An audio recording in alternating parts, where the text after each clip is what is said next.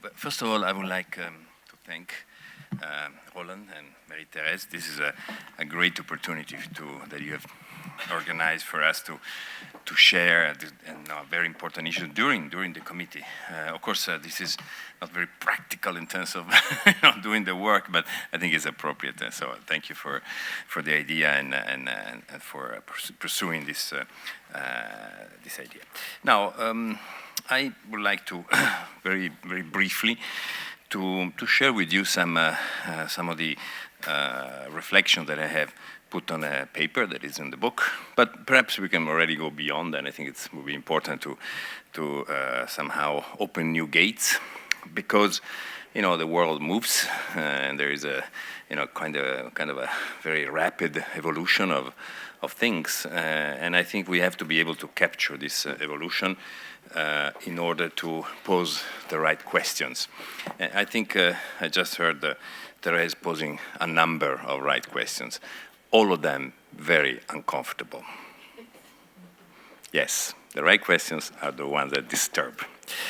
And so I would like to continue on your line. I think is the purpose of this kind of free reflection that we can do on the side of the committee to somehow raise the issues that are not easy to deal in formalized context such as the committee. And I congratulate you for having started this thing, and I hope that we will continue this as part of this exercise, which will be as much it will be useful if we'll open new gates. Now. You will receive the book, and you will see that Marie-Thérèse has solicited the reflection on how sustainability can be integrated or integrated in the World Heritage Convention. The question is more, say, complex than it looks. And it looks very simple. You just have a convention, then everybody implements sustainability, so you just do it. And unfortunately, it's not like this. There are many hurdles in this say direction, and some of them, the ones that I examine, have to do with the policy framework. So the title of my paper, which you will see perhaps, is essentially an analysis of the making of these policy frameworks. But many others have to do with things that I think the convention has really never solved. Mechanisms that have never become really fully operational and fully effective. And now, as we expand its scope, because including sustainability in the convention is a very important expansion of its scope, I think this gap that exists between the convention, its tools, its dreams, its objectives, and its tools, it becomes even wider. And I'm quite concerned about this gap, because if the gaps are very big, then the discourses become very, very useless. And so we can be very happy of having inserted the term sustainability in the practice of in the policy framework, but then really nothing substantial happens in the implementation. I think that the convention has done in the past few years, a very dramatic change in its approach. We have discussed this. I'm not going to repeat it. We discussed it the other day during the NGO forum. The fact that this convention, a little bit because it's very old, 1972, it's another geological era. A little bit because it's very technical, it deals with heritage sites and so on. Its culture is certainly, its DNA doesn't include sustainability, doesn't even include people, in fact. It includes mostly the heritage as a kind of something that you can extract from society and venerate. It's really the last product of the Denkmalkultus, the cult of monuments of Alois Riegel. Now, this is a very important form of our society. It's a dimension of our society, which is, in fact, a cult of monuments. There is, and this has been very clearly analyzed 100 years ago by this very important Austrian philosopher and art historian. And we are in the same. By the way, I always keep mentioning Alois Riegel, because whenever I read it, I think he's a contemporary. It's amazing how he actually pointed to the right things. 100 years ago, he understood exactly what was going to happen to heritage today. We just have a bigger situation, but in terms of the principles and the vision on the role of culture in society, he has already said everything that could be said. So I think that the convention has started very far away from a consideration of a role of communities, role of societies, or society, and not to mention sustainability, which is a more recent concept, long ago. And along the times, in fact, it sort of accumulated a delay. I mean, sustainability was introduced in our world in 1987, right? If I'm not wrong, with the Brundtland report. 87 is what? 30? No, almost 30. I mean, 28 years ago. And then we're discussing now sustainability. So imagine this delay is huge. We have to also try to understand why it happened. I think the convention was very worried and concerned about building up its own machinery, tools, and there was a great and growing vertigo around the nominations and around the success that he had, the popular success that he had, partially fueled by the Denkmalkultus, and a lot fueled by other processes where we have no idea, like tourism or media or whatever. We are famous because of this, not because of the deliberations that are taken here. Okay, so there was I would say a focus more on the objects. The elaboration that was very interesting, systematic, and I would say even in some cases even pioneering, in terms of pointing to the evolution of heritage. There was a lot of discussion on the mechanism, internal machinery. I think we've spent a lot of energy on this, which was necessary, of course. But this, I think, increased the gap. This is and this gap, in fact, if you look at other worlds, other convention, or other worlds, simply the environmental world is much less. I mean, environmental movement is born with the idea of sustainability, and therefore it involves directly in the societies. And even the subsequent products of the UNESCO world, like the intangible heritage or the Culture and Development Convention, the Convention for the Promotion and Protection of Diversity of Cultural Expressions, they're all linked to society and to people. I mean, they're born with this thing in mind. So we in fact, accumulated not only a cultural delay, but also really literally a technical and legislative, normative delay.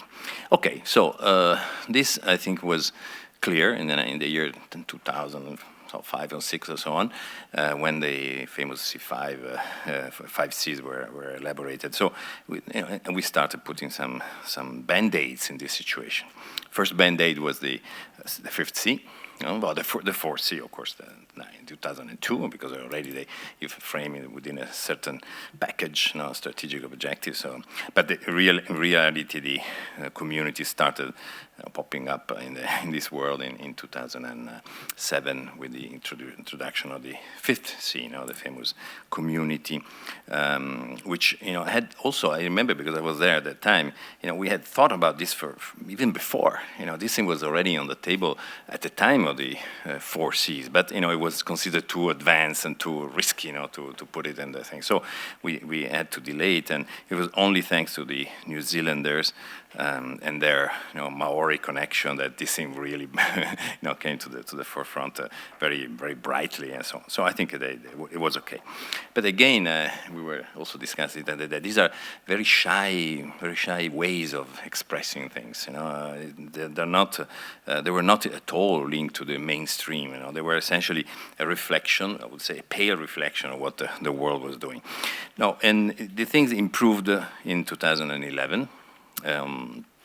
sorry, in 12 with the 40th anniversary. That, I think, was a defining moment, because at that point the convention took stock of the fact that there was a need of defining this as a policy, not just as a something that you say we would like to, people to benefit. I mean, to define it as a policy. And I think the 40th anniversary was a good moment of reflection with case studies, and essentially convinced everybody. You probably were there as well as me. You remember how controversial this thing was. It was not easy to convince the committee that the 40th anniversary theme would have been, linked to development. Because there are a lot of people that still think that this doesn't belong to our world. Less and less, I must say, but it's okay.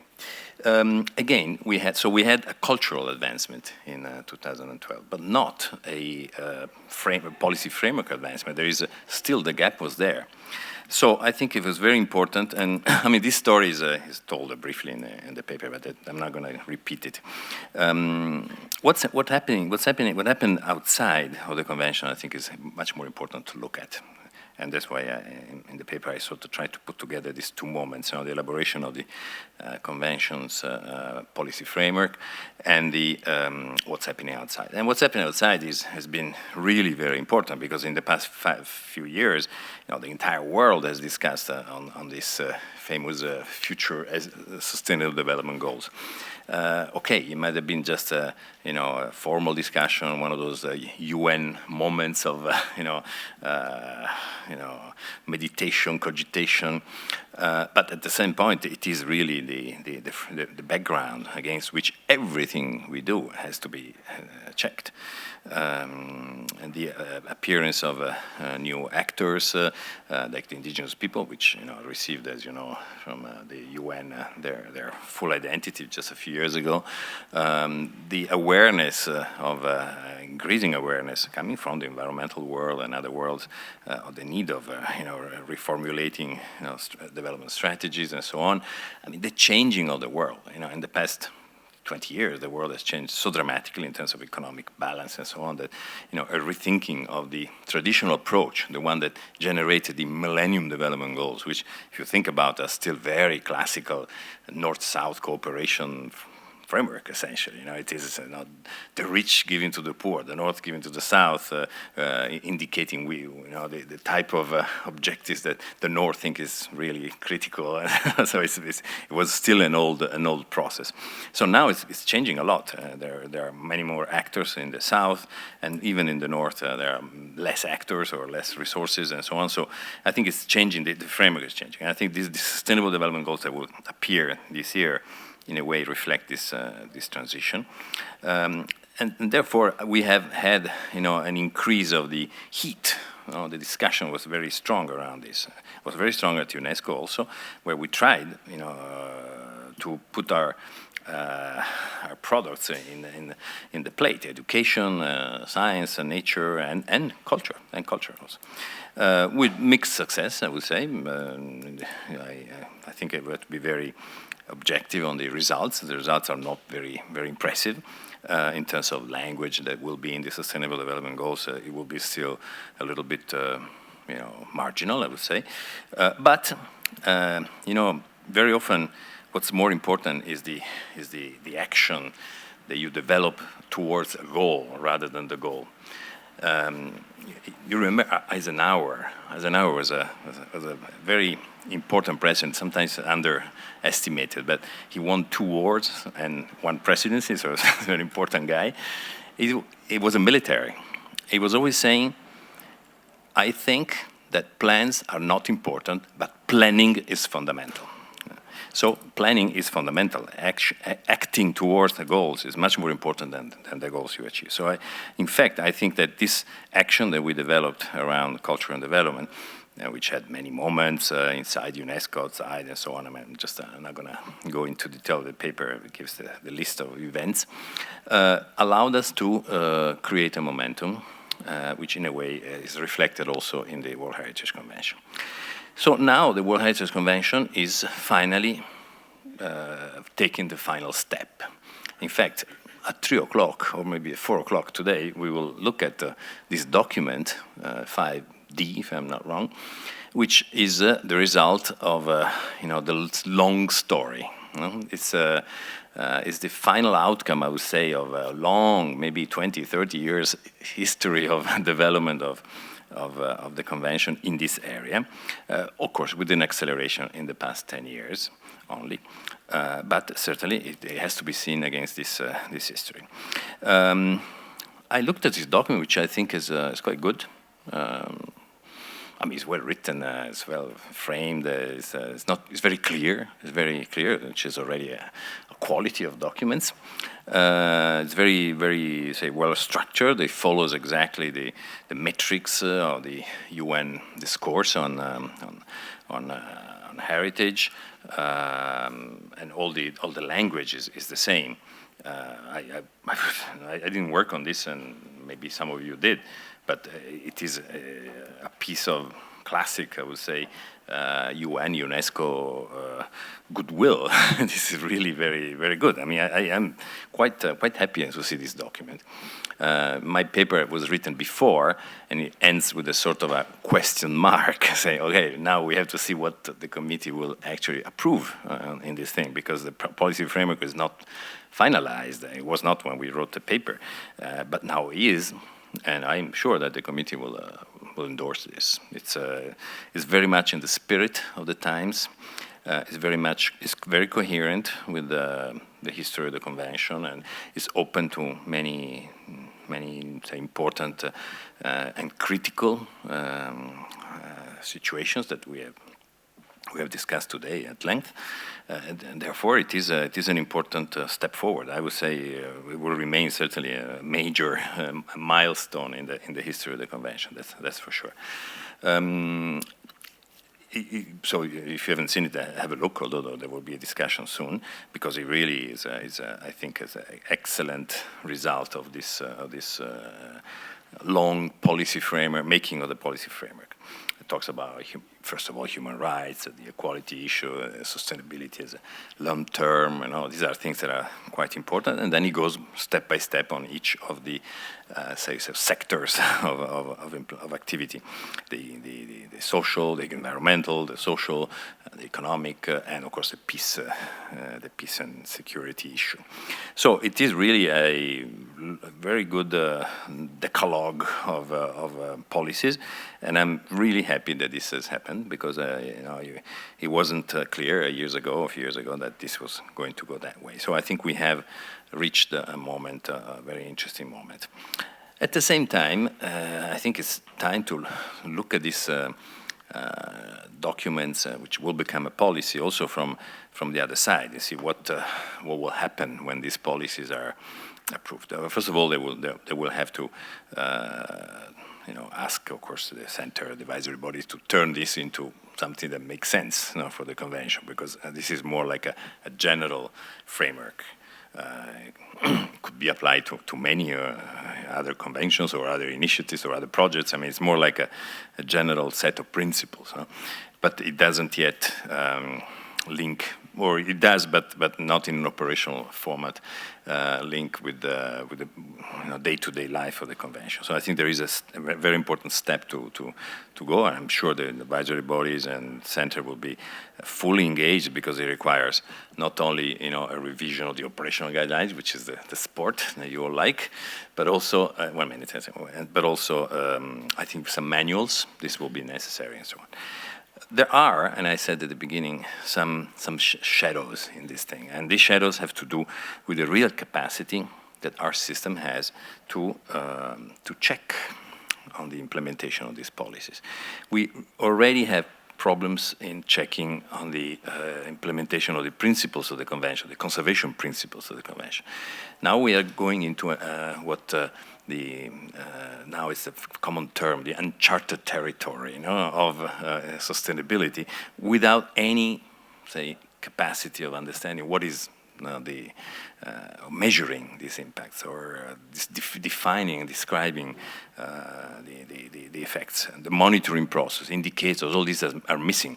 So we're going into an uncharted territory without the proper equipment, knowing that we already have a gap, and I'm afraid, increasing gap in the very heart of our mission, which is the measuring of the conservation of heritage sites. Now we're going to measure the impact of the convention on the well-being of people without having really much knowledge of these processes.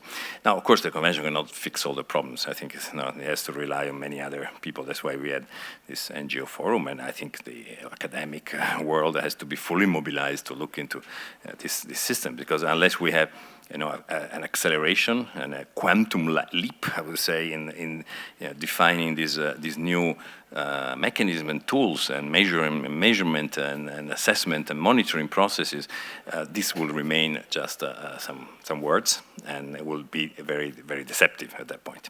Well, I think that's what I wanted to say. I apologize for being too long. Thank you very much for your attention.